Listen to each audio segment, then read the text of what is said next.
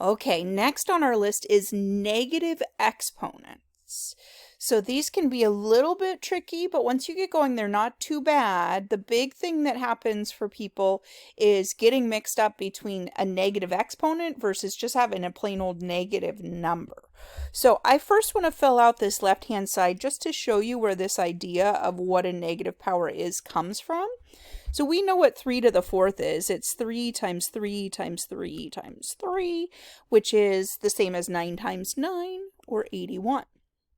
And if we want to go down to 3 cubed, we have just 3 of those 3's, which is 27. 3 squared is 3 times 3, which is 9. And even 3 to the 1, sort of a like, where does that come from? We could maybe start to see here. What's happening as I work my way down the table is every time I decrease my power, that's equivalent to dividing out a 3. So that's the pattern here. If you increase your power, you multiply by another 3. If you decrease your power, you divide by a 3. So we are now down to a single 3. And if we do it again, we don't have anything left, but we have to think carefully about this. That doesn't mean we have 0. We have 3 divided by 3, which is now 1. And if we continue dividing, which by the way is a really nice justification for why anything to the 0 is 1, because you divide it by itself. If we continue dividing, we'll come up with 1/3. And if we do it again, we'll come up with 1/3 divided by 3, or 1/9, or 1 over 3 squared even might be a good way to think about it. And if we do it again, we get 1 over 3 times 3 times 3. Every time we divide by 3, another one goes in that denominator, or 1 over 3 cubed. So the rule in general is that x to a negative number is the same thing as 1 over x to that number without the negative. So it's just a reciprocal. I think about this as 2 steps. So first the negative number puts it in the denominator, and then you actually apply that nth power as a second step. Okay, so I have a whole bunch of these that get all sorts of messy just to make sure it's making sense. If I have negative 7 to the negative 2, that's the same as 1 over negative 7 to the 2. So the negative attached to the 7 doesn't have anything to do with reciprocals. It's just a negative 7. When we square that, though, we do get a positive 49. That's negative 7 times negative 7. So don't get tangled between a negative base and a negative power. With fractions, it can feel a little weird, but we can follow the rule. If in doubt, always go back to the rule. 1 over 1/10 to the 1. The 1 doesn't really mean anything this first power, so it's really just 1 over 1/10. If we divide by a fraction, that's the same as multiplying by its reciprocal, and we just get 10.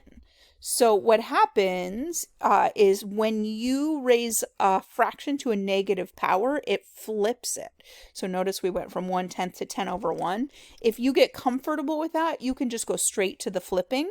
But if in doubt, go back to the definition that says 1/2 to the negative 5 is the same as 1 over 1/2 to the positive 5, so the reciprocal. 1/2 times 1/2 times 1/2, I don't know how many of those I've said, 5 of those. The 1's all multiply together to still be 1. 2 times 2 times 2 times 2 times 2, 5 of those should give us 32. And then last step again, dividing by a fraction is the same as multiplying by the reciprocal. So we get 1 times 32 over 1, which is just 32. So again, as you get comfortable, if you want to look at that and say, okay, 1/2 to the negative 5 is the same as 2 to the positive 5, you are absolutely right to do that. You can just flip the fraction to get rid of the negative sign. But the rule I really want to stick with you is this 1 over rule. So if you're confused at all, just always go back to that. Okay, negative 5/4 to the negative 3. That negative out in front means nothing gets applied to it. The power doesn't get applied to it. It's just going to stay out there by itself. 5/4 to the negative 3 is the same as 1 over 5/4 to the positive 3, which is negative 1 over... Here, I'm going to write it out. These are messy. 5/4 times 5/4 times 5/4. You don't have to write that out, but just for our thinking, that's what I'm thinking when I do this, which is 125 over 64. And then dividing by a fraction is the same as multiplying by its reciprocal. So -1 times 64 over 125 is just -64 over 125. So I know tricky, but just work through them carefully. It is just messy arithmetic that we're doing. All right, all the negative signs in the world showed up in this one. The first one is just going to sit out in front. The second one is going to stay in the parentheses. And that becomes 1 over -2/3 to the +4. The negative still hanging out in front. You can attach it to the 1 if you want. I have -2/3 times -2/3 times -2/3 times -2/3. And if we multiply straight across, that is +4 times -2 is -8 times -2 is +16. And then 3 times 3 is 9, times 3 is 27, times another 3 is 81. So we get negative, multiplied by the reciprocal, 81 over 16. Okay, so what if it's just the denominator that has the negative power? Again, if in doubt, go back to this rule. 6 to the -2 is the same as 1 over 6 squared.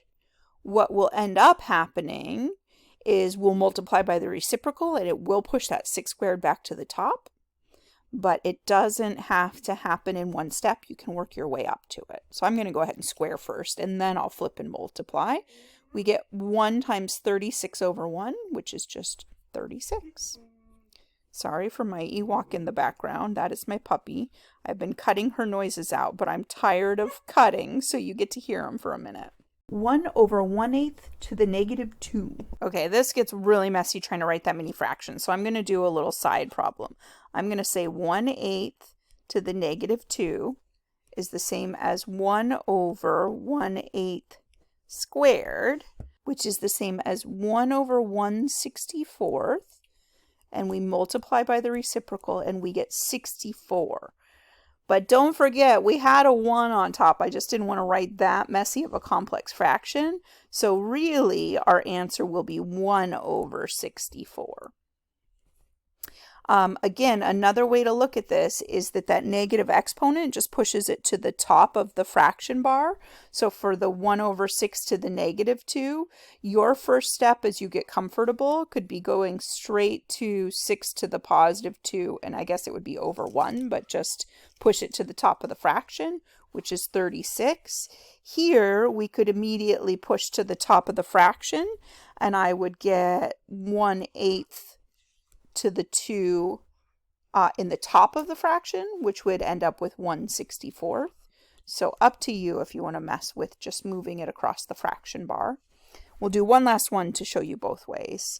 Okay, so here I'm going to make it 1 over 9 squared in the top, 1 over 3 cubed in the bottom. This becomes a 1 over 81 divided by a 1 over 27, which is the same as 1 over 81 times 27 over 1. We can simplify that quite a bit. We can cancel a full 27 out of that. 27 goes into 27 once, and it goes into 81 3 times. So it's looking like I'll get 1/3 out of that.